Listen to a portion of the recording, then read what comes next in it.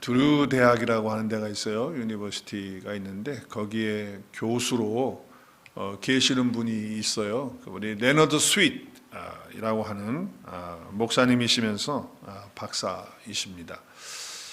이분이 교회는 네 개의 교회가 있다, 네 종류의 교회가 있다 이렇게 얘기를 했어요. 그 저서에서 네 개의 교회가 있는데 미국 사람들은 그 단어를 말할 때 항상 앞에 있는 단어들을 이렇게 모아가지고 말을 해요. 그래서 이분이 네 개의 종류인데 4M churches가 있다, 4M churches가 있다 이렇게 이야기를 했어요.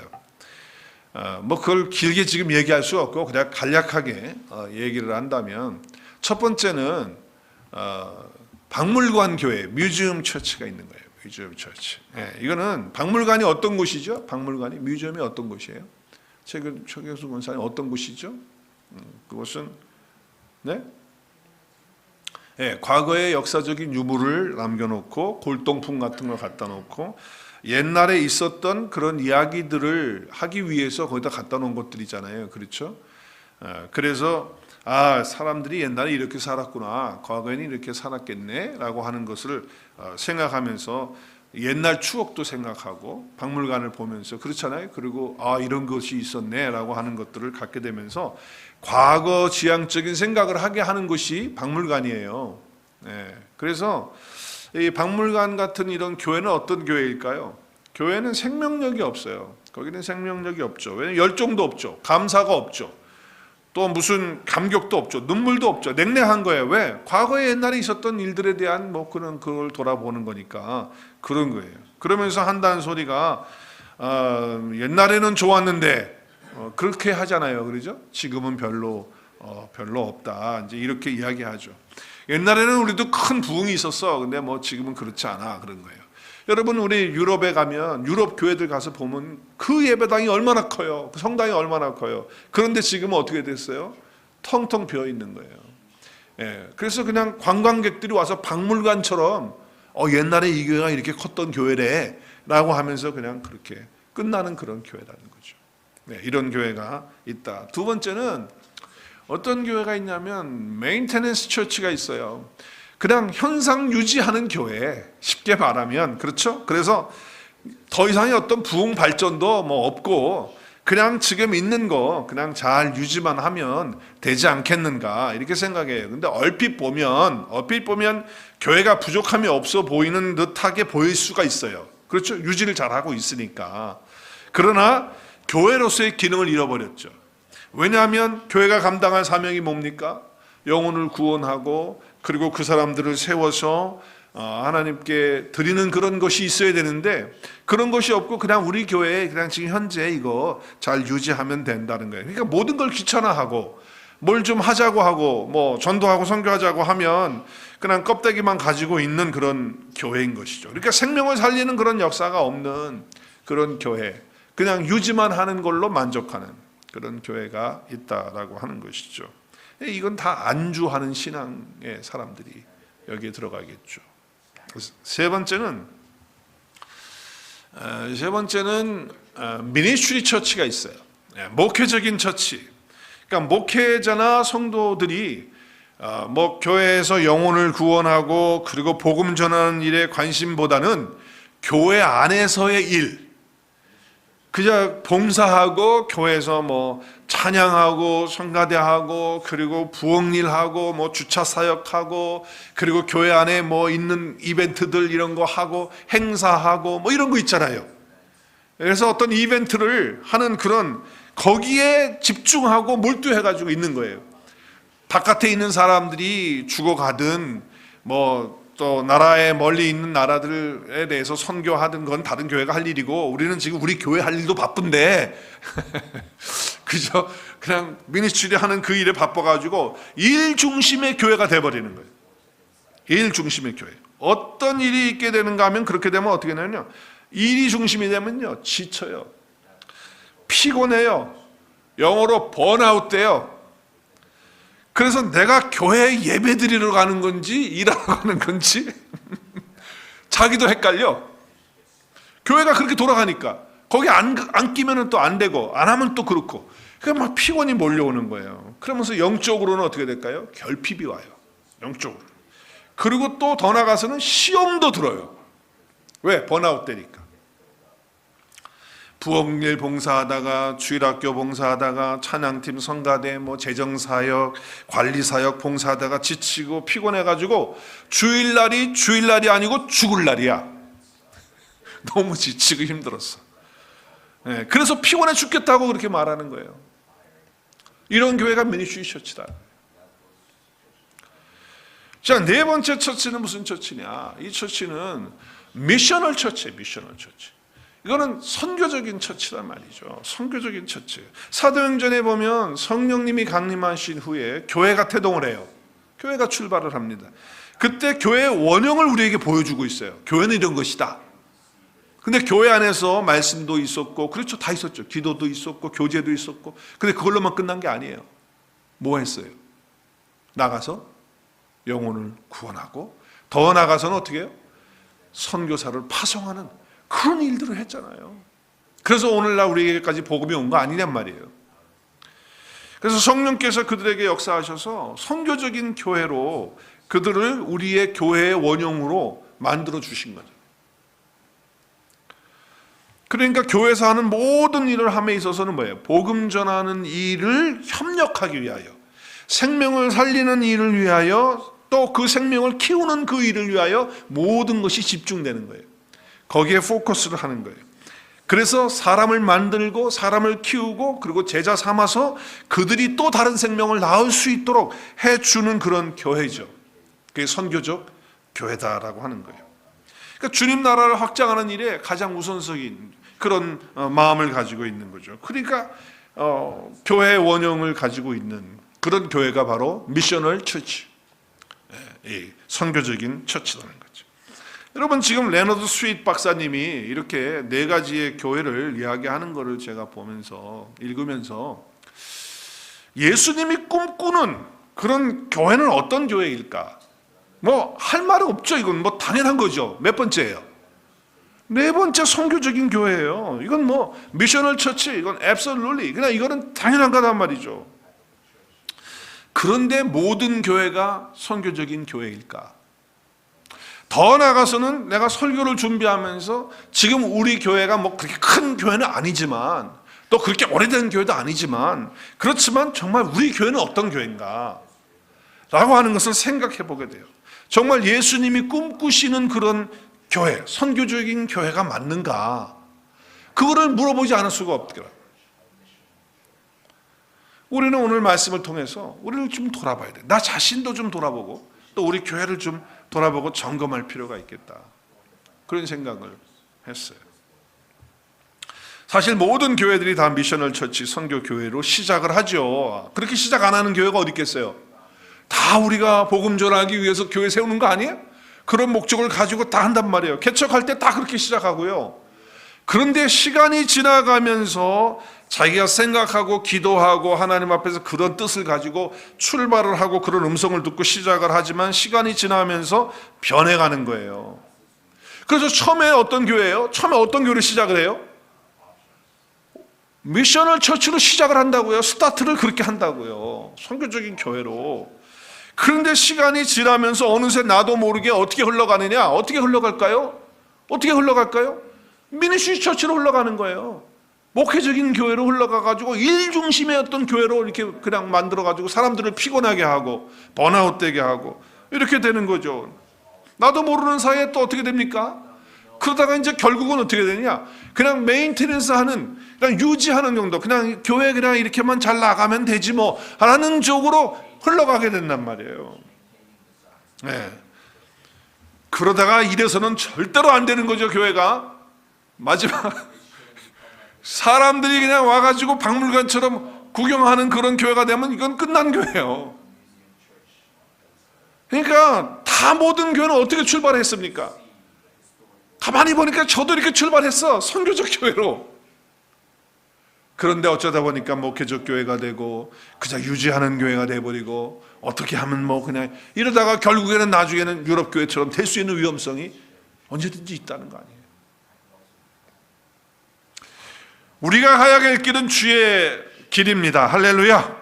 우리가 꿈꾸어야 될 그 꿈은 예수님의 꿈을 꾸는 겁니다. 예수님의 꿈을 꾸는 거예요.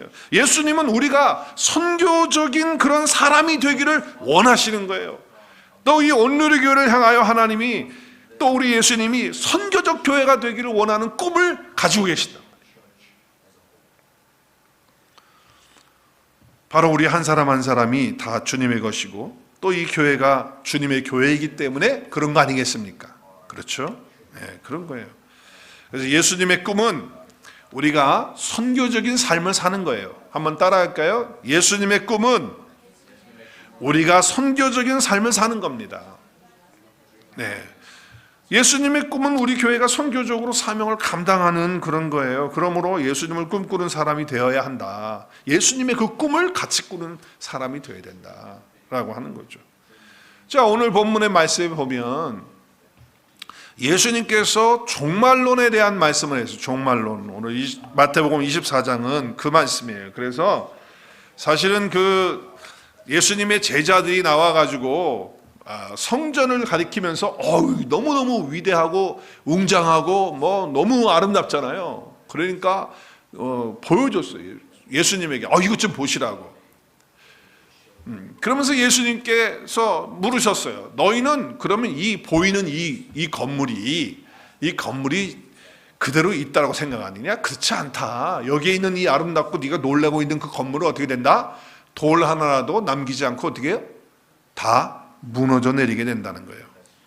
이 얘기를 듣고선 제자들이 깜짝 놀란 거예요. 아니, 이렇게 웅장한 이런 성전이 무너진다고요? 돌 하나도 없이? 놀랬어요. 놀랬는데 그 자리에선 말을 못하고 예수님이 이제 감람산으로 가셨어.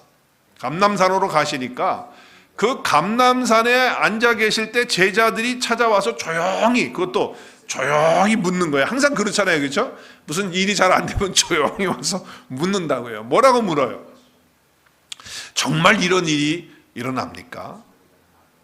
진짜 돌이 하나도 안 깨고 다 무너지는 그런 일이 정말 있느냐 말이에요. 그리고 세상의 마지막 끝은 어떤 징조가 있다는 겁니까? 예수님, 그걸 좀 우리에게 말씀해 주십시오. 그래서 예수님이 뭐예요? 그 질문을 받아가지고 앞으로 종말에 일어날, 마지막 때 일어날 일을 예수님이 제자들에게 설명을 쭉 하시는 것이 마태복음 24장의 말씀이에요. 그러나 마지막 때 종말을 쭉 얘기하시다가 오늘 읽은 우리가 한 절 말씀, 오늘 이 말씀이죠. 마태복음 24장 14절을 예수님 말씀하셨어요. 우리 같이 한번 다시 읽어봐요. 시작. 이 천국 복음이 모든 민족에 증언되기 위하여 온 세상에 전파되리니 그제야 끝이 오리라. 제가 다른 영어 성경과 다른 한국말 번역을 트랜슬레이션을 봤어요. 그러니까 이제 현대 성경을 보니까 이렇게 돼 있어요. 우리 같이 한번 읽어요. 하나님 나라의 기쁜 소식이 온 세상에 전파되어 모든 민족이 그것을 듣게 될 것입니다.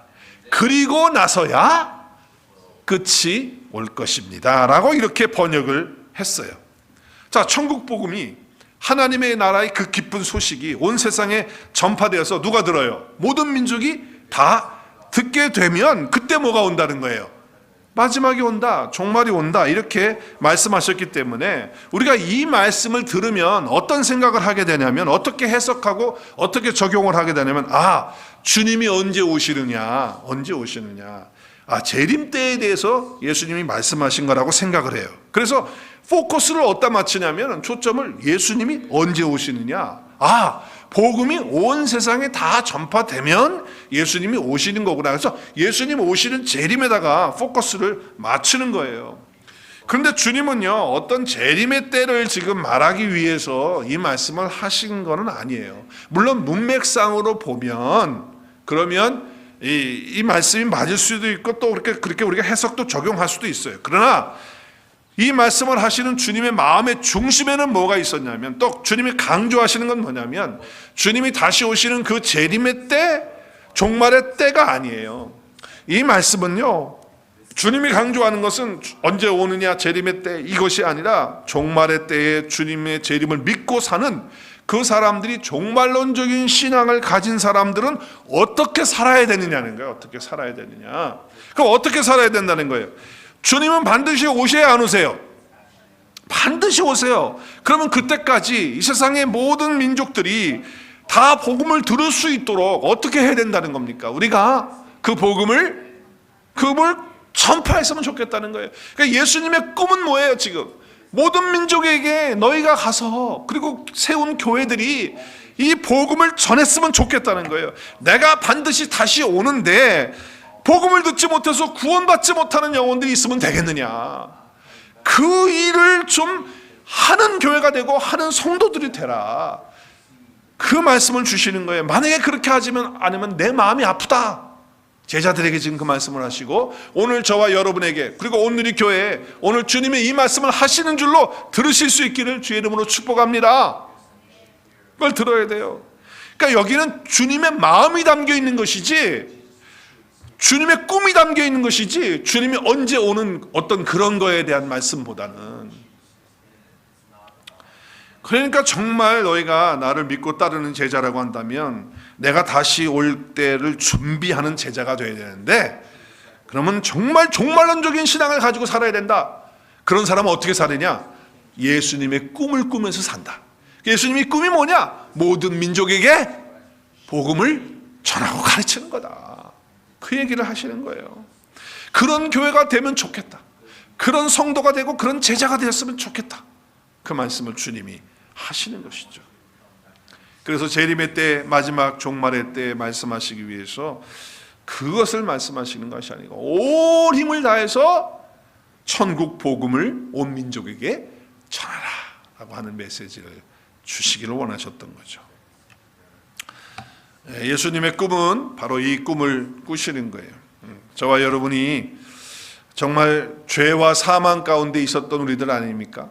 그런데 하나님께서 우리를 사랑하셔서 예수 그리스도를 통해서 우리에게 죄 사함을 주시고 생명을 주시고 축복을 주셨어요. 그래서 이제 신랑으로 다시 오시는 그 예수 그리스도를 이제 어떻게 해요? 모든 자들이 그 복음을 듣고 어떻게 해야 돼요? 단장한 신부가 되어서 신랑 대신 주님이 오실 때 다 맞이할 수 있는 그런 자가 되기를 주님은 꿈을 꾸신다, 그 말이에요. 그러면 우리도 어떻게 해야 돼요? 주님은 다시 오심을 사모하고 있습니까? 사모하십니까? 그러면 종말론적인 신앙을 갖고 주님이 꾸시는 그 꿈을 우리도 똑같이 꾸어야 된다. 그렇기 때문에 종말론적 신앙을 가진 사람들은 다 선교적인 거예요. 한번 따라하겠습니다. 종말론적인 신앙을 가진 사람은 다 선교적입니다. 네. 그리고 종말론적인 신앙의 교회는 어떤 교회일까요? 선교적인 교회, 미셔널 처치가 될 수밖에 없다는 거예요.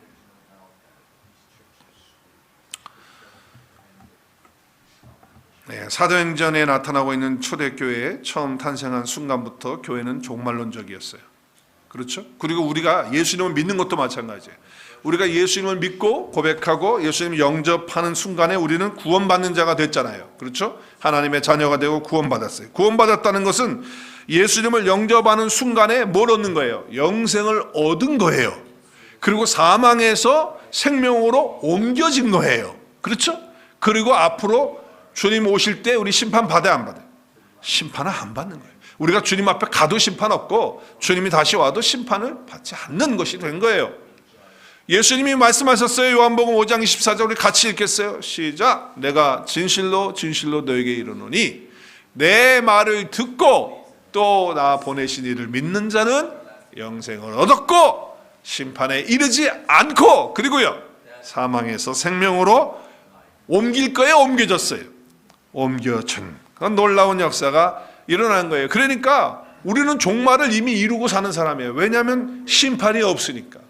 심판을 다 우리는 어떻게 하는 거예요? 그 심판을 뛰어넘는 그런 사람들이 된 거예요. 심판을 통과해서 천국을 이미 받았고 생명을 얻었고, 그렇죠? 하나님 나라에 이미 들어간 사람들이란 말이에요. 엄청난 역사가 우리 가운데 이러는 거 아닙니까? 네. 그런데 이 종말론적 신앙에서 정말 중요한 것은 다시 주님 오실 때까지 우리가 주님 앞에 또 서는 그 순간까지 그냥 대충 살지 말고 주님으로부터 받은 그 사명, 주님으로부터 받은 그 은혜를 어떻게 하라는 거예요? 모든 민족에게 증거하는 그런 일을 해야 된다라고 하는 것이죠. 그래서 주님께서 우리에게 대사명을 주셨어요. 어떤 사명 주셨죠? 마지막 사명, 너희는 가서 모든 민족에 뭘 삼아요? 제자를 삼아서 아버지와 아들과 성령의 이름으로 침례 세례를 베풀고 내가 너희에게 분부한 모든 것을 가르쳐 지키게 하라. 볼지어다 내가 세상 끝날까지 너희와 항상 함께 있으리라. 대사명을 감당하는 이 주님이 마지막 명령 지상명을 우리에게 주셨는데 이것을 감당하는 교회는 선교적 교회인 거예요. 선교적 교회. 그러기 위해서는 어떻게 해야 되느냐? 어떻게 해야 되죠? 그렇게 하기 위해서는 어떻게 해야 됩니까? 방법이 뭐예요? 예수님이 꿈이 나한테 이식이 돼야 돼요. 이식이 돼야 돼요. 예수님의 꿈이 나한테 와야 돼요. 그렇죠? 내 안에 와야 돼요. 주님의 꿈이 내 마음속에 들어와야 돼요. 그래서 정말 내가 바라고 원하는 것이 바로 주님의 꿈이 돼야 된다 그 말이죠. 그렇게 돼야 돼요. 그렇게 되기 위해서는요, 다른 거 없습니다. 성령 받아야 돼요. 성령. 우리 안에 성령이 임하셔야지만 가능한 거예요. 오직 성령이 임해야 내 증인이 되고 그 사명을 감당할 수 있기 때문에 그래요. 미셔널 처치가 되길 원하면 내가 성령 받고 성령으로 충만해야 내가 미셔널 주님이 원하시는 그런 처치로서 그런 삶을 감당하고 또 하나님 앞에 아름다운 삶으로 영광 올려드릴 수 있게 된다는 거예요. 성령이 임하면 그때 하나님의 사람들이 보게 되는 것이 뭐냐? 하나님의 꿈, 예수님의 꿈을 보게 되는 거예요. 그 꿈은 비전이에요. 그 비전이에요. 이것은 정말 그 생각하면 막 가슴이 벅차야 돼요. 감사가 있어야 돼요. 그렇죠? 힘과 능력이 오고 막 기쁨이 터져 나와야 되는 거예요. 그 하나님의 은혜이죠. 성령이 내 안에 임했는데도 불구하고 우리 교회 안에 성령이 임했음에도 불구하고 하나님이 꿈이 나한테 임했음에도 불구하고 하나님의 교회에 임했는데도 불구하고 기쁨이 없다? 그리고 그 일을 감당하는 일에 어떤 힘이 안 난다? 이건 좀 문제가 있는 거다 이 말이에요. 우리가 너무 점잖게 너무 우아하게 이제 신앙생활하는 걸 좀 벗어버리고 또 하나님 앞에서 너무 소극적으로 신앙생활하는 거 좀 내려놓고 성령 받은 자답게 담대하게 적극적으로 능동적으로 창조적으로 주님의 꿈을 이루기 위하여 힘차게 달려가는 저와 여러분 되어질 수 있기를 주의 이름으로 축복합니다. 우리 교회가 그렇게 됐으면 좋겠어요. 우리는 확실하게 말할 수 있는 게 뭐냐면 우리는 성령 받은 자로서 종말론적인 신앙을 가지고 예수님의 꿈을 꾸는 자라는 거예요. 그래서 우리는 선교적인 사람으로 우리 교회는 선교적인 교회라고 하는 것. 하나님께 우리는 감사해야죠. 앞으로 이제 그렇게 나갈 거예요. 우리는 그동안 팬데믹 때부터 계속 단기 선교를 우리가 갔었잖아요. 근데 못 갔어요. 팬데믹 이후에 못 갔어요. 그렇죠? 계속 가지를 못했어요.